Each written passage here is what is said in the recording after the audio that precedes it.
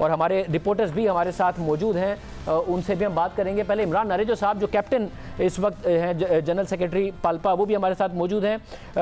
मैं आपकी तरफ आने से पहले ज़रा मैं अपने रिपोर्टर्स से भी गुफ्तगू करना चाहूँगा। खबर खान नुमाइंदा जियो न्यूज़ कराची जिना अस्पताल में हैं, तारिक अबुल हसन जो है एविएशन के मामलात को बहुत बेहतर अंदाज में समझते हैं, वो हमें कराची से ज्वाइन कर रहे हैं। साथ में काशिफ मुश्ताक नुमाइंदा जियो न्यूज़ मॉडल कॉलोनी में इस वक्त हमारे साथ मौजूद है। काशिफ, मैं आपकी तरफ आ रहा हूँ, सबसे पहले बताइएगा इस वक्त क्या सूरत हाल है? ज़ाहिर है अभी तक नहीं बताया गया जो टोटल मुसाफिर थे कि उनमें से कितने जाँ बहक हो गए हैं, कितने हयात हैं, इस वक्त क्या सूरत हाल है?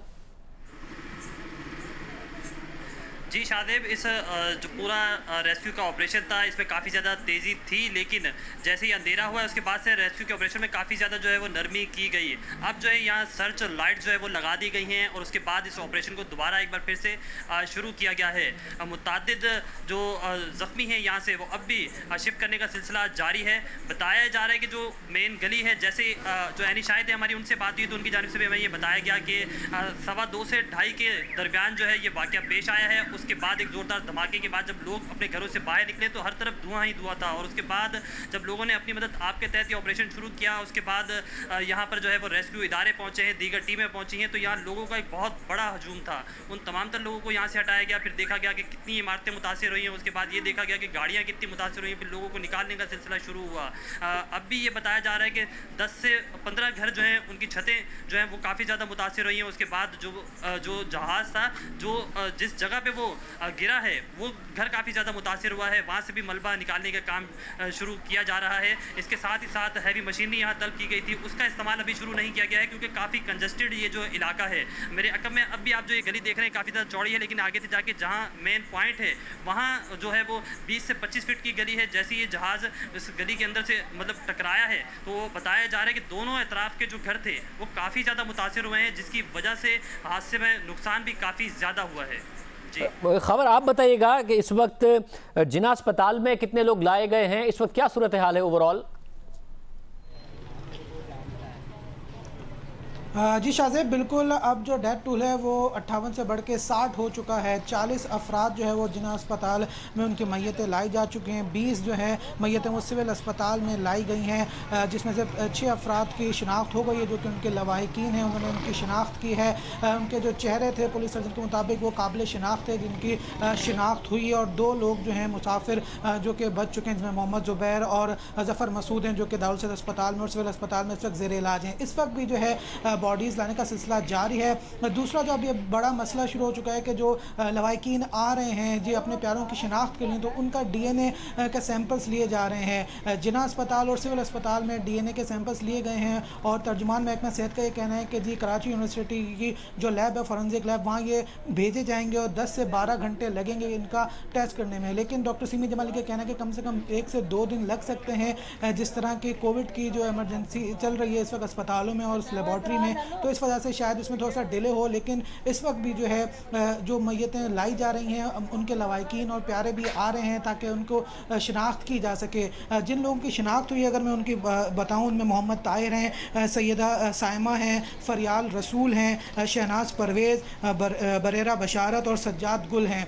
ये तमाम के तमाम इनकी शिनाख्त हुई है और इन तमाम की शिनाख्त जो उनके लवाहिकीन ने आके की है क्योंकि इनके चेहरे जो हैं वो काबिल शिनाख्त है, इस वजह से बआसानी शिनाख्त हो गई है। लेकिन इस वक्त जो बॉडीज़ आ रही हैं वो मुकम्मल तौर पर बर्न है, बगैर DNA के कोई जो है शिनाख्त नहीं हो सकती। इस वजह से अब एक ताख़ीर का सिलसिला शुरू हो रहा है और बॉडीज़ जो हैं वो आ रही हैं और लवाहिकीन परेशान ज़रूर हो रहे हैं। जी मैं तारिक अबुल हसन साहब, आप ये बताइएगा कि ज़ाहिर है मुतादिद बातें की जाती हैं, अब जो भी होगा इस जहाज़ का, अगर टेक्निकल मसला था, क्या टेक्निकल मसला हुआ, उसकी डिटेल सामने आ जाएंगी, मगर ये वहाँ पर इमारतों का होना, फिर कहा जाता है रेजिडेंशियल एरियाज़ में परिंदों की भी बात आ रही है कि वो जहाज़ से टकरा गए, ये सारी चीज़ें जब भी कोई बड़ा हादसा होता है तो सामने आती हैं और फिर पीछे हट जाती हैं, और क्या ये इमारतें तामीर होती रहती हैं? और आप समझते हैं अभी जो आपकी मुख्तलिफ पाल्पा के लोगों से भी बात हुई होगी कि ये इमारतें यहाँ पर ऊँची ना होती तो शायद कुछ ना कुछ और ज़्यादा लोगों की जान बच सकती थी।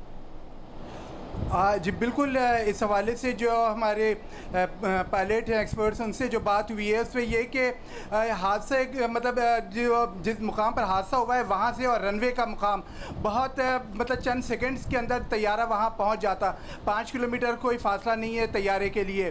तो इस सूरत हाल के अंदर अगर इसको मुकम्मल तौर पर ग्लाइड करने का मौका मिलता तो इस बात का इम्कान था कि जहाज़ रनवे तक पहुँच जाता और कम अज़ कम ज़मीन पर जो नुकसान हुआ है, जो रहायशी इलाके में नुकसान हुआ है, वो नहीं होता। जिस तरीके से हमें बताया गया है कि तैयारे का नोज़ व्हील जिसे लैंडिंग गियर कहते हैं, ये खुलने का मामला खासा पहले पायलट को पता चल गया था कि तैयारे का नोज़ व्हील नहीं खुल रहा है, जिसको कंट्रोल टावर को बताया गया। तैयारे ने निचली परवाज़ की, 256 फीट की बुलंदी पर तैयारा परवाज़ करते हुए कंट्रोल टावर के सामने से गुजरा है और जिसके बाद जो है वो तैयारे को कहा गया है कि वो 3000 फीट की बुलंदी इख्तियार करे ताकि तैयारे के पास रिस्पॉन्स टाइम ज़्यादा हो।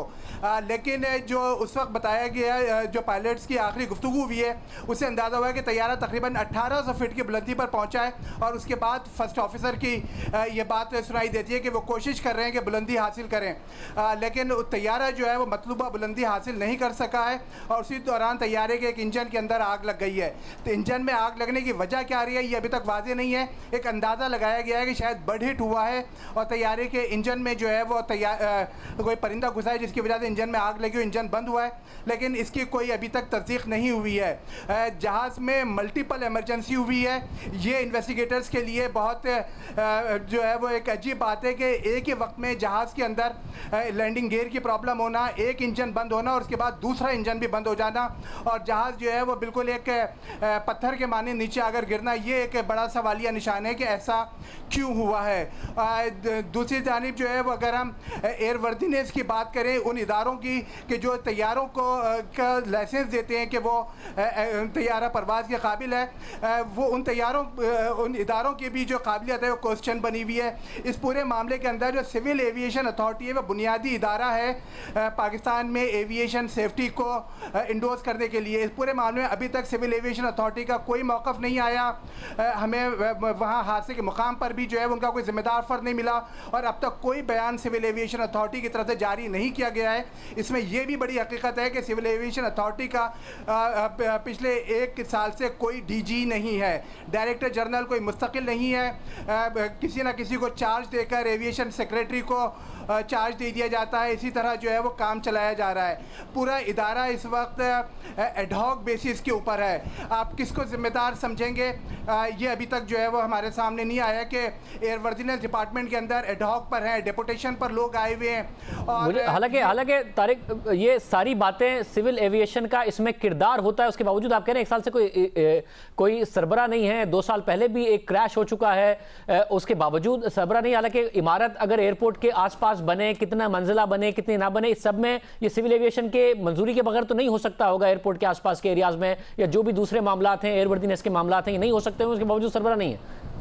जी हाँ, बिल्कुल सिविल एविएशन अथॉरिटी से एनओसी लेनी होती है एयरपोर्ट के अतराफ जो अगर कोई बुलंद इमारतें हैं, लेकिन ये तमाम जो है वो एक तरीके से मशरूम ग्रोथ हुई है कराची में इमारतों की और सिर्फ जो है वो आपको अंदाज़ा है कि किस तरीके से परमिशन ले ली जाती है और उसके बाद जो है वो इमारत तामीर हो जाती है और फिर बिल्डिंग बिक भी जाती है वहाँ पर और उसके बाद जो है वो आप ढूंढते रहें कि कौन जिम्मेदार था और बाद में जो है बाद इमारतें तोड़ने की भी बात होती है तो जो एंड यूज़र होते हैं वो लोग फंसते हैं। तो ये पूरी एक ऐसी चीज़ है के अंदर सिविल एविएशन अथॉरिटी का बुनियादी किरदार है, लेकिन अभी तक हम पूरे इस मामले के अंदर देख रहे हैं कि कोई नहीं है। अब अगर हम इन्वेस्टिगेशन पॉइंट ऑफ व्यू से देखें तो इन्वेस्टिगेशन का इदारा हमेशा आज़ाद होना चाहिए। आज तक पाकिस्तान में किसी हादसे की आज़ाद इदारे ने तहकीकात नहीं की हैं। अमलन ये होता है कि जो शख्स इस हादसे के अंदर ज़िंदगी हार गया, जिम्मेदारी उस पर डाल दी जाती है। हम मैक्सिमम एयर क्रैशेस की बात करते हैं कि जिसकी जिम्मेदारी पायलट पर डालकर और मामले को दबा दिया जाता है। तो इस एक और अगर हम देखें कि हवेलियाँ हादसा जो अभी इससे पहले बड़ा हादसा हुआ है जिसमें जुनैद जमशेद और कई लोगों की जानें गई, इसकी इन्वेस्टिगेशन रिपोर्ट तैयार हो गई है, जमा करा दी गई है।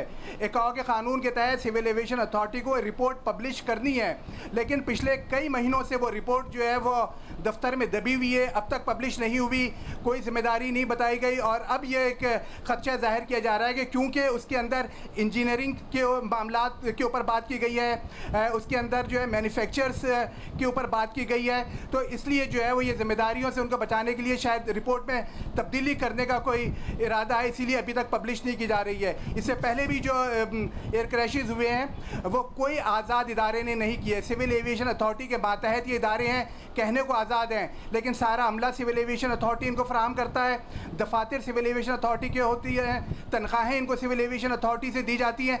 तो किस बात के ये आज़ाद इदारे हैं? फिर जो लोग इनके ऊपर इन्फ्लुएंस करते हैं, रिपोर्ट्स उनकी उस तरह की बनती हैं, और ज़िम्मेदारी जो है वो अमूमन हम जो मैक्सिमम देखते हैं वो पायलट्स के ऊपर डाल दी जाती है। आज के हादसे में मौसम क्लियर है, कोई ऐसी चीज़ नहीं हुई। इंजीनियरिंग की पायलट की भी मुसलसल राब्ते में वो उसकी तरफ से भी कोई बात ऐसी नहीं आई है, जबकि हम देखते हैं कि इंजीनियरिंग फॉल्ट के ऊपर जो है वो बात हो रही है, लेकिन ये किस तरह एक आज़ाद इदारा इसको तहकीकात करेगा, ये एक बहुत बड़ा सवालिया निशान है।